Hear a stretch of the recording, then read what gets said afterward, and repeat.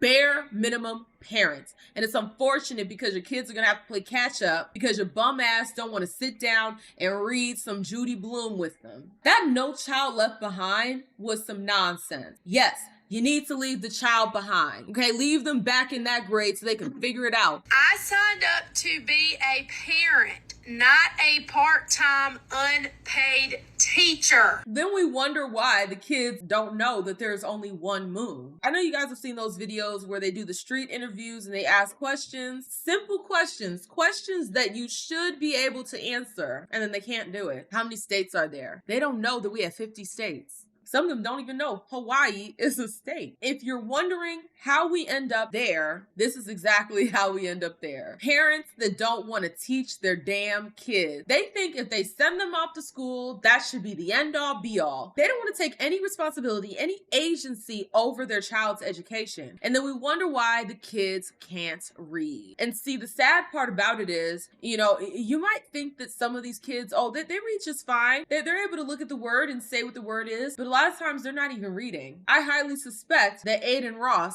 can't actually read, that he's memorized a lot of different words, but he can't actually read. Like if you put a word in front of him that he's never seen before, he's not going to know how to sound that out. And I get it. Some words are more difficult than others, but there are basic phonetic structures that are within the words that you should be able to look at and put together a pronunciation that makes sense. But a lot of these kids, what they're doing is they're memorizing certain words, and when they get to the words that they don't know, they don't even know where to start. They don't know the difference between a long vowel and a short vowel. You ask them that question, they give you the Gen Alpha stare. Okay, it's not even the Gen Z stare, it's the Gen Alpha stare at this point. I think maybe even herself, she might be very bird-brained herself, so maybe this started with her parents, or maybe her parents before her. But understand, when we are talking about these kids not being able to read, it's because they have parents like this. Laissez-faire, don't give a parents. You think that it's just the school's job to teach your kids? No, your child should be getting that at home. If anything, before your child even goes to school, you should have already set the foundation for them to know basic reading. I didn't learn how to read in school. My dad taught me. I remember it too. My dad had the Curious George books, and to this day, I can't damn stand Curious effing George. F that monkey. I hate that book. I hate his storyline. I don't want to see him or his handler. But with that being said, my dad was the one who sat me down and worked with me so that I could learn how to read. We also had another book. It was giant. Hopefully we still have it. I hope they didn't throw it away. It might be in the basement somewhere. But we had this giant book full of like individual little stories. And I remember my dad sitting me down before I could go play. I had to read to my dad. That is how I learned how to read. I did not learn how to read in kindergarten, first grade, second grade. I already knew how to do it. So these parents, they don't want to take any responsibility for their child. This is called bare minimum parenting. Just like that funky broad we reacted to about a month ago, just like that funky broad who was feeding her kids just slop. Just let me buy a bunch of pizzas. Each kid gets an individual pizza. This is another example of bare minimum parenting. It is your responsibility. Yes, you are an unpaid teacher. That's your baby. That's your baby, goddammit. You should want your child to be intelligent. You should want your child to have the best. Why don't you feel ownership over your child's education? I can never understand this type of mentality, this type of hands off. It's not my problem. It's your child's. Everything until they are the age of 18. And for, us overachieving parents over the age of 18, it is your job. That is what you signed up for. These folks that just want to lay up and have these kids and they don't care. And that's the part that I can't wrap my mind around. Why don't you care? Even if you thought, okay, the school is going to do this, if you realize that it's not working, that your child is not up to par, then you take the extra steps to make sure that they are. Whether that is scheduling tutoring, because I understand not every parent can teach, right? Not every single parent can do it, but you go out, you get resources, you scrape together whatever it is that you can, Or if times are that tough in your free time, you learn how to teach it. They have so many different resources online. And that's why I don't take any of the excuses seriously, because if I go on YouTube, I can find videos that help with this. There is so much information out there that there is no excuse to be stupid. Stupidity is truly a choice at this point. Unless you have some crippling, just absolutely crippling psychological mental disorder where you can't even wipe your own ass yourself, unless you got something like that, there is no excuse. The information is out there. You are just lazy. Like I said, bare minimum parents. And it's unfortunate because your kids are going to have to play catch up because your bum ass don't want to sit down and read some Judy Blume with them. It's quite sick. Do not piss me off. What do you mean you did not sign up to be a part-time unpaid teacher? The day that you signed up to have a child is the day that you signed up to be an unpaid teacher. What do you think parenting is?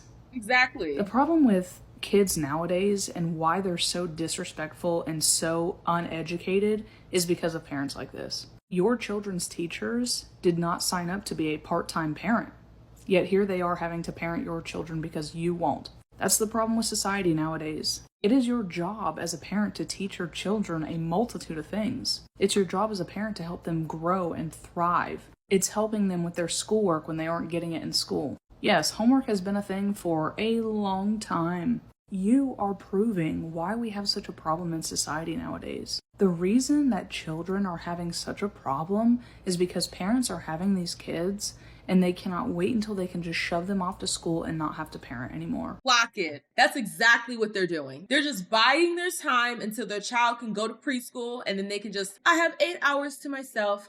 I don't have to worry about them for 8 hours. Y'all really be letting the schools parent your kids. And then we wonder why our kids are coming home and not even knowing the difference between a boy and a girl, because you're letting the school, who has their own agenda, raise your kids. And see, this is why I'm so grateful that at this point in time, and hopefully moving forward, I will always be able to stand home and homeschool my kids, because I am not going to put the responsibility, because think about it, 8 hours is a very long time. I am not going to put that amount of time and effort and responsibility into somebody else's hands so that they can raise my child and not just get them on the off hours. Absolutely not. As long as I can, I will. And I'm not putting down the mothers that can't. I understand you got to get out there and you got to work. Okay. It's not easy, especially in this economy. But with that being said, when your kids come home from school, you need to be asking them, what did you learn today? You need to be checking homework. You need to be communicating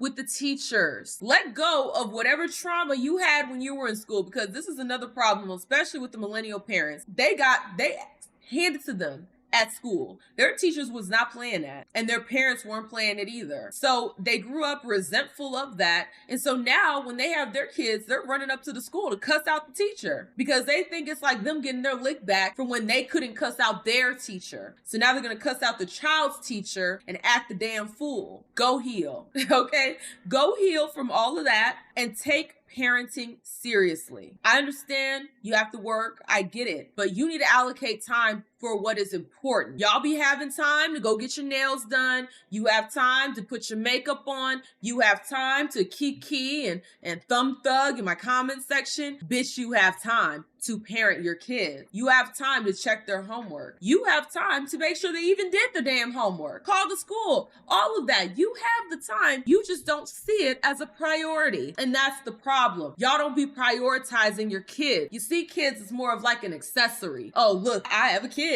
I made a child. Children are not accessories. They are human beings. And understand, we live in this thing called society. And when you don't raise your child to be a functioning adult, guess what? The rest of us got to deal with it. We got to deal with the fact that your kid can't fucking read. We got to deal with the fact that you raised a little YN, a little heifer, to be out here terrorizing the rest of us. We got to deal with that. So I'm going to need these parents to step the hell up. Make sure your kids can read. Practice with them. You will be surprised how much you can get done in just 1 hour. You allocate an hour of your time every day with your child to practice whatever it is that they're struggling with. You will be surprised. But like I said, a lot of these parents are bare minimum parents. You don't get to just throw your children on a school bus and be like, all right, you have to teach my child everything they need to know. No, you have to have a helping hand in their education. Like, that is your job as a parent. Did you not teach your kids colors when they were younger? Did you not teach them their 1, 2, 3s? Did you not aid them in learning how to walk, how to talk? All of that is teaching your children. So I'm failing to understand why you think that you didn't sign up to be a part-time unpaid teacher. You don't get paid to be a parent, babe. That's just how life works. And I'm here for everything she said. She ate everything she said 1000%. I approve. Punching down on somebody who tells you that their kid is struggling to read is weirdo behavior. I'm going to make a video for that mom who said her second grader is struggling, but I'm going to also make a video for some of y'all other people because I'm in the schools and I know for a fact that it's more people struggling than her. All right, so number one, you're going to need to read every night. And I'm not exaggerating. Every single night, you need to be reading with your baby. You need to pick a book that she's going to read to you. You need to pick a book that you're going to read to her. To pick the book that she's going to read to you, you're going to use the 5-finger method. You're going to open up a random book, read a page, have her read a page to you. You're going to put a finger up for every single word that she gets wrong. If by the end of that page, she has 0 or 1 fingers up, that book is too easy for her to read. Put it to the side in the little stash that she gets to read in her free time. And by the end of that time, she has 2 or 3 fingers up. That is the perfect book for her. It's enough for her to struggle and for her to become fluent. That is the book that she needs to read out loud to you at night. If there are 4 to 5 fingers up, that book is too hard for her. Go ahead and make that the book that you're going to read. That is such a good tip. And see, this is what I was saying earlier. The information is out there. The information is out there. This good sis just gave you a really good tip. See, the information is out there, but the bare minimum parents don't want to look for it. And this was very easy to find. I'm going to need us to step up. Stop being a bare minimum parent. Number 2, the 5-finger method is cool, but children don't know how to read if it means that they only can decode words, meaning sound the words out, say the words on the page. To read means that you need to be able to do that, and you need to be able to understand what you are reading. So the second thing that you are going to do is start asking her W questions. Who, what, where, when, how. Yep. Where did they go? They went to the store. Who went to the store? What did they buy at the store? How did they get there? You're going to try to ask as many questions as you can because that's how you build a child's comprehension. Now, when you're going from 2nd grade to 3rd grade next year, it is a significant jump. They say in schools, like in 2nd grade, you're learning how to read.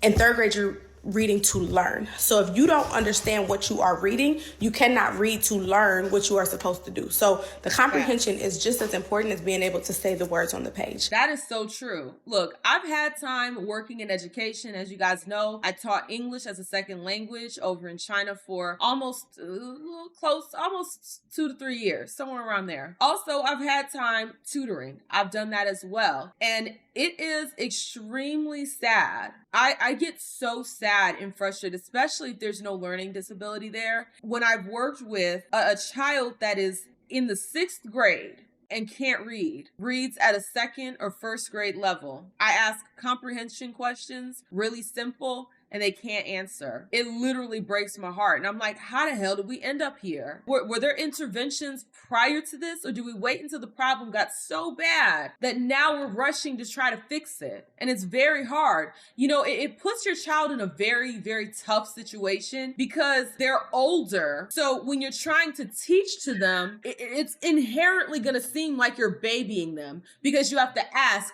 simple questions. But then they get more frustrated. They shut down because they don't want to seem stupid. They don't want to seem vulnerable. Like we've talked about before, nobody wants to be vulnerable. You know, the younger kids, like even the middle schoolers, the 6th graders, 5th graders, 7th graders, they don't understand that you need to put your pride aside to learn. So you end up in a tough situation where you have a 7th grader, a 6th grader who has the mentality of like a 6th grader, 7th grader, but the skill set of a 2nd grader. So you're trying to teach to them, but it's like you have to kind of teach to them like a 2nd grader because they don't have that baseline. It seems belittling to them because they're older. So you put your child in a very awkward position, and it's very difficult to teach to that. I've been there where you're trying to make sure that you're not babying them, but God damn it, they can't tell you who the sentence was about. They can't tell you why something happened. They can't read basic words. They can't tell you long vowel from short vowel. They don't know silent E. They don't know any of this. So it's very difficult. You need to intervene at a younger age while they're still in that age appropriate where you can talk to them like they're a second grader, like they're a third grader. Do not let the problem get all the way to 6th, 7th, high school, adulthood, because you are really setting your child up to fail, to be a failure. And even if you're a parent and you yourself don't know how to read, because that's a thing too. There are a lot of parents out here, they themselves don't know how to read. So that's why they're not putting in the effort to make sure their kids learn how to read. But I'm here to tell you, just because you are in a deficit of something does not give you an excuse to then let your child also be in that deficit. Hell, take a reading class together. Learn how to read together. But like I said, bare minimum parents, they don't give a damn. Last thing that you're going to do is less to do with the book, but more to help build their comprehension. You're going to try to create experiences for your child. It doesn't have to be expensive. It doesn't have to cost a lot of money, but you do need to start building their schema, their understanding of the world, because that's what's going to make connections for them to understand what's happening. So that could look like we're reading a book about the grocery store, and then we're actually going to the grocery store, and we're talking about what's happening at the grocery store, and we're looking around and we're having conversations, because building experiences and building their schema is helping them to comprehend. Then they can become fluent readers. Then they can read to learn. It is not just your baby. Many students are struggling to read. Try these 3 things first. The school is going to do their part. They're going to do some intervention. They're going to do some other things for her. But if you do these things at home, these 3 things at home, you should also see some improvement, a faster improvement than just leaving it to the school to do. I wish you well. You are not the only one. Your baby is not the only one struggling. Do the things, do the work, your baby will improve. Build those experiences, because that's why a lot of these students, when they do read something, they can't comprehend it because they can't relate it to anything they've experienced. So when you're asking, well, how do you think this character feels? Have you ever been in a situation like this? And they're like, no, because all you do is put an iPad in front of them. They can't go out and experience anything. So yes to everything this good sis said. She gave a lot of really good tips. Like I said, the information is out there. Just stop being a lazy ass parent. Period. Okay, let's talk about it real quick. Let's make it make sense. I know all last week, all over social media, you saw nothing but teachers talking about how elementary and middle school kids are reading 4 years below grade level. Well, as a high school teacher, I'm here to inform you that high school kids are doing way worse. They are reading 6 years below grade level. The only difference is a whole heap of these kids are going to graduate at the end of this school year. And we are expecting them to go to college and obtain jobs when they cannot even comprehend basic skills, which is why we probably see a problem with employers finding employees. There are literally high school kids reading on a 3rd grade reading level, and still states are expecting teachers to prepare kids and have them pass state tests are on or above grade level. See, the issue is schools have dumbed it down for kids. They have made it so easy that kids believe that their only job is to show up and behave, and that should be enough to get a passing grade and to go on to the next grade level. We have a real issue here, and please do not talk to me about graduation rates, because Bugs Bunny could graduate in this era. Make it make sense. That No Child Left Behind was some nonsense. Yes, you need to leave the child behind. Okay, leave them back in that grade so they can figure it out. Put them back in the 2nd grade. Do not pass them. Hold them back. This No Child Left Behind was some nonsense. It was all in an effort to dumb us down as Americans. I fully believe. Sounds good on paper. Oh, no child left behind. No, they ass need to be left behind. If they cannot meet the milestones of that grade, they need to stay there until they can. You know, it's this kick the can down the road. Eventually it'll figure itself out. That's the mentality we've been having about raising kids, educating kids. And no wonder society is continuing to deteriorate. We have solutions to these problems, but nobody wants to take the time to do it because they're too busy trying to be nice, trying to be fake to everybody, not being real and telling them, look, you're a parent. I'm here to tell you, we do not call parents enough. We don't shame parents enough for their kids being bad or for their kids being behind. You should be embarrassed that you can't read and you're in high school. But guess who should feel even more embarrassed? Your parents. Because how the hell? Unless you have a learning disability that is so severe, there's no reason you should be in high school, let alone middle school, let alone the end of grade school, not knowing how to read. But y'all, I am curious to hear you guys' thoughts. How do you feel about this topic? Do you think that there's somebody else we should be blaming? Or do you feel like me, where it's like the parents are the problem? They don't care. They're low maintenance parents. They don't put any effort into their kids. I am curious to hear you guys' thoughts down below. If you like this content, like the content by interacting with it. The more you interact with it, the more it's pushed out into the algorithm. Also, hype the video. I have that function now. You know, if you're feeling a little extra generous, you can go ahead and buy me a coffee. The link will be in the description down below. Thank you guys so much. I will see y'all with the next one. Deuces.